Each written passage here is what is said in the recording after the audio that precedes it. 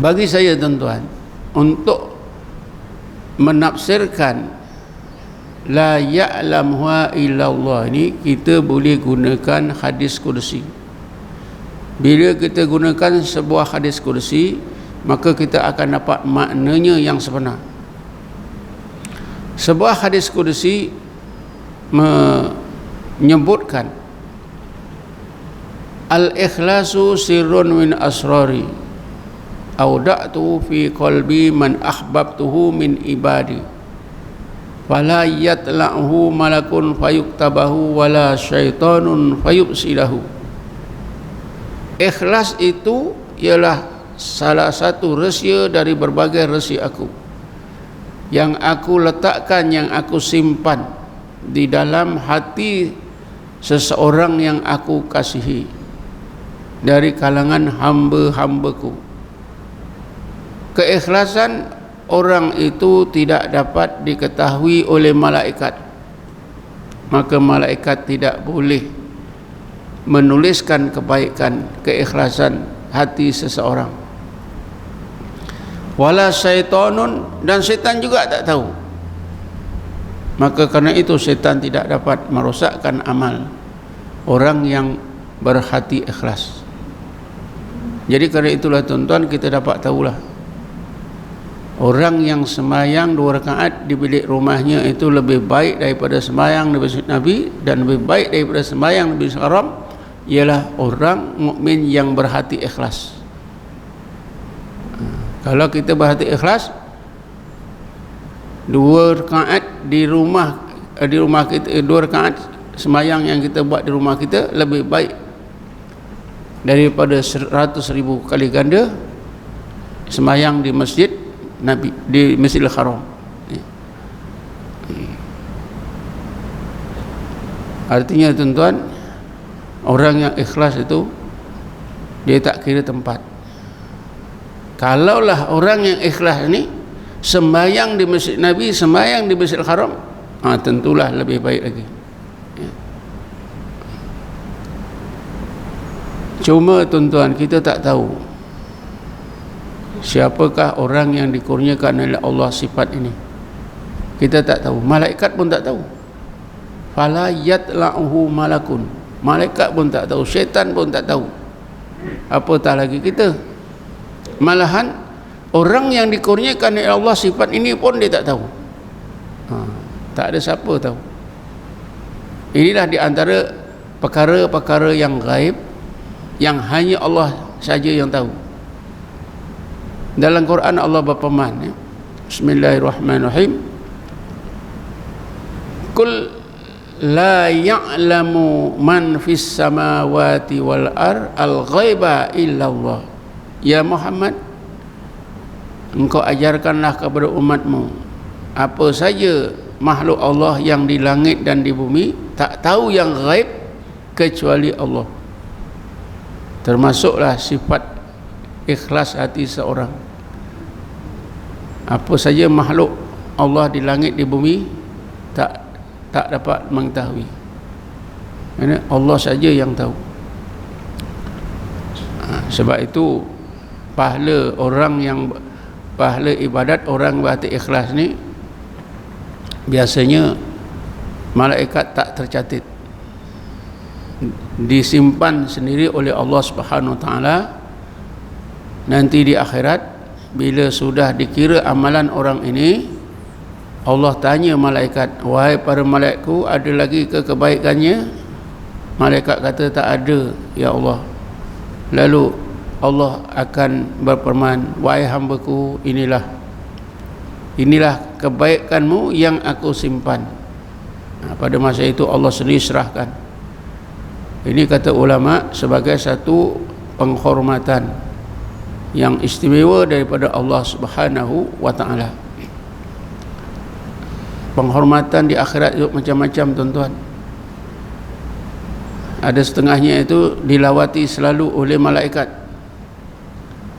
Macam kita tahulah, di dunia pun malaikat tak mau, di akhirat lagi. Gulungan ulul albab besok di surga, mereka ni selalu dilawati oleh malaikat. Bismillahirrahmanirrahim. Jannatu adnin yadkhulunaha wa man salaha min abaihim wa azwajihim wa dhurriyyatihim wal malaikatu yadkhuluna alaihim min kulli bab salamun alaikum bima sabartum. Mereka itu akan dimasukkan ke surga, ke Jannatu Adnin, bersama-sama mereka yang soleh daripada datuk nenek mereka, isteri-isteri mereka, anak-anak cucu mereka. Wal malaikatu yadkhuluna alaihim min kulli bab, dan malaikat melawat mereka menerusi pintu-pintu surga sambil menyebutkan salamun alaikum bima sabartum fa ni'ma uqbadar. Jadi ini keistimewanya orang-orang yang hampir kepada Allah, orang-orang yang mempunyai hati ikhlas. Jadi salah satu keistimewaan orang ini ialah pahala kebaikan itu akan disampaikan sendiri oleh Allah Subhanahu wa taala. Ini menunjukkan ketinggian kedudukan mereka di sisi Allah Subhanahu wa taala. Jadi orang yang ikhlas juga tuan-tuan, yang terbaik. Bila sembahyang tak ada siapa pun yang tahu kecuali Allah Subhanahu wa taala.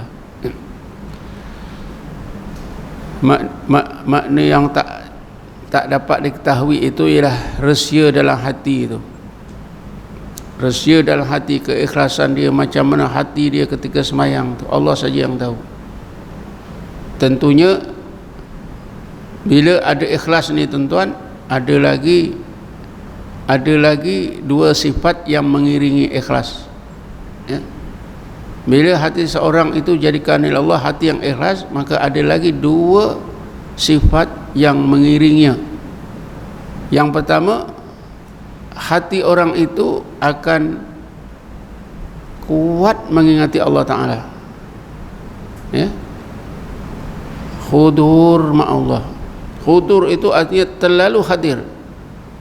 Allah itu terlalu hadir dalam hati, kuat. Orang inilah yang disebut oleh Nabi sebagai as-sabiqun. Rasulullah pernah bersabda, as-sabiqun ulaika alladzina yastahtiruna fi dzikrillah, humul ladzina yastahtiruna fi dzikrillah. As-sabiqun ialah orang yang menenggelamkan dirinya dalam mengingati Allah. Jadi bila seorang itu dikurniakan oleh Allah hati ikhlas, maka sifat ini mesti ada.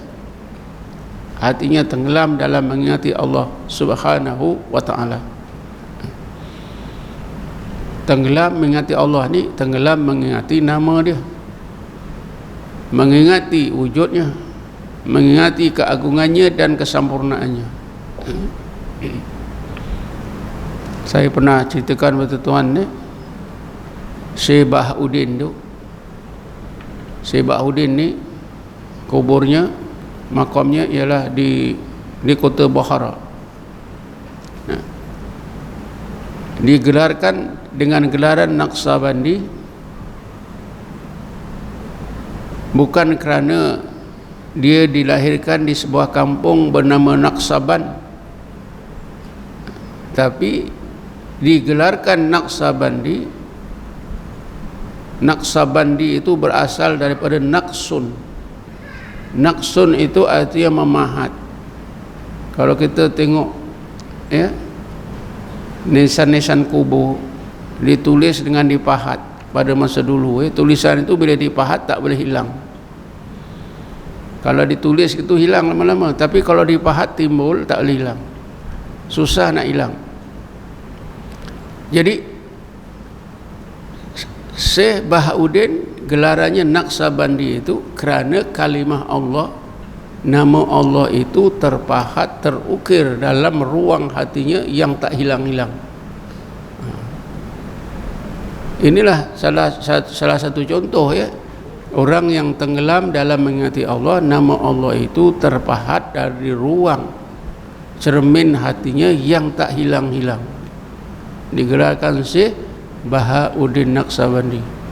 Saya terbaca riwayat dia sebenarnya orang kaya. Orang kaya banyak harta, tapi dia gunakan harta ni untuk bantu orang ramai. Tapi dia pergi haji tuan-tuan jalan kaki. Mana ada orang kaya sekarang pergi haji jalan kaki? Tak ada.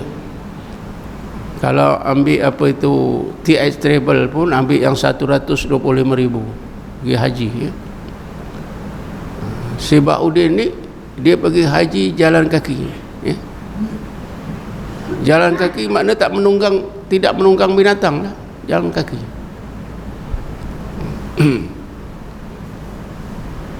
Itulah yang kedua ya. Bila ada ikhlas, maka hati orang ikhlas ni dia akan tenggelam dalam mengingati Allah Subhanahu wa taala. Bila beribadat, itulah ikhlas dan ingat Allah. Yang keduanya, sifat yang mengiringi ikhlas ini ialah dia merasa tak ada perbuatan, tak ada daya, tak ada kekuatan ya. Tabarri min khaulin wa quwwatin. Kerana orang ini bila ikhlas berarti dia pun tak ada kehendak. Kehendak dia kehendak Allah semata-mata. Tak ada kekuatan dia Allah semata-mata. Jadi bila beramal dia rasa tak ada daya, tak ada kekuatan. Tabari min khaulin wa qatin. Kalau semayang dia berdiri, dia rukuk, dia sujud, dia rasa semuanya dengan kodrat dan iradah Allah, dengan rahmat Allah, dengan hidayah Allah Subhanahu wa ta'ala. Inilah ciri-ciri ikhlas. Jadi sebab itulah semayang orang ini walaupun 2 rakaat di rumahnya atau di mana-mana lebih baik daripada semayang di Masjid Nabi dan di Masjidil Haram.